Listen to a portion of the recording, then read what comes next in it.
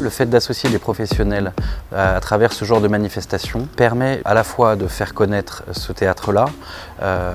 Parmi les professionnels qui sont là aujourd'hui ou les gens qui viennent suivre ce forum, tous ne sont pas forcément déjà venus à Mont-de-Marsan, ou en tout cas ne connaissent pas forcément l'identité et l'action de ce théâtre-là. Donc il y a cette dimension qui correspond bien au projet artistique du théâtre qui cherche justement à trouver une place dans le sud de la région Nouvelle-Aquitaine. L'an dernier, la première édition du forum était à Poitiers.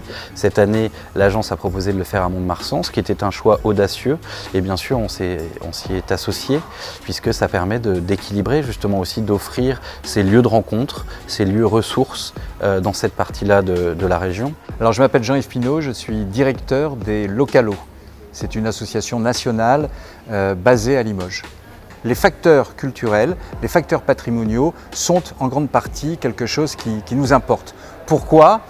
Pour le dire autrement, en décodé, en fait, on n'a pas envie de venir sur un territoire qui a une image de relégation, qui a une image, on va dire, de déclassement, une image où on s'ennuie sur ce territoire, où on ne peut pas en fait se sentir s'émanciper, se cultiver. Voilà, on n'a pas envie de rester sur un territoire qui ne propose pas autre chose, quoi. Je suis Carole Lerendu, professeure associée à Audencia, qui est une école de management à Nantes. Le premier point, c'est la question identitaire, de se positionner soi-même par rapport à la création de son activité. Alors le point peut être différent selon qu'on est dans une activité déjà marchande, par exemple comme le livre, comme l'architecture, comme les arts visuels ou l'audiovisuel. Dans le spectacle vivant, on est vraiment sur des problématiques liées à l'artistique, art visuel aussi, mais l'idée c'est plutôt, tant que la personne n'a pas résolu en fait si elle a envie vraiment de vivre de son activité et n'a pas traité des conditions pour mener son activité, en fait elle ne pourra pas se donner les moyens ou déployer en fait le panel après d'outils juridiques, financiers qu'il faut réunir. Donc pour moi la question d'entrepreneuriat elle est d'abord identitaire dans le spectacle vivant en tout cas. Après, elle est question d'organisation sur un territoire, on l'a vu avec les structures ressources. Elle est question de politique publique, hein, bien sûr, sur le soutien apporté à tout ça.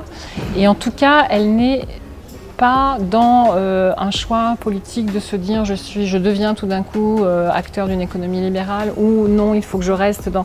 Les choses sont beaucoup plus bigarrées, intermédiaires que cela. Le seul endroit de décision se situe à l'endroit de l'envie et de la personnalité du porteur de projet en fait. Donc je suis Anne Beauvillard, cofondatrice de l'Institut des territoires coopératifs. Alors il y a une différence qui est importante et fondamentale parce que si étymologiquement on regarde ces deux termes, collaborer c'est travailler ensemble. C'est-à-dire que quand on collabore, on travaille ensemble et ça ne dit rien de la relation entre les personnes. Coopérer, c'est être co-auteur d'une œuvre commune. C'est aller dans un sens vers une œuvre et la coopération, c'est l'échange. Et ce qui va être important, c'est d'être en capacité de pouvoir s'entendre et laisser entendre aux autres qu'est-ce qui fait que j'ai envie de participer à cette œuvre-là. J'ai appris que le monde de l'entreprise se fusionnait quand même bien avec le monde du spectacle.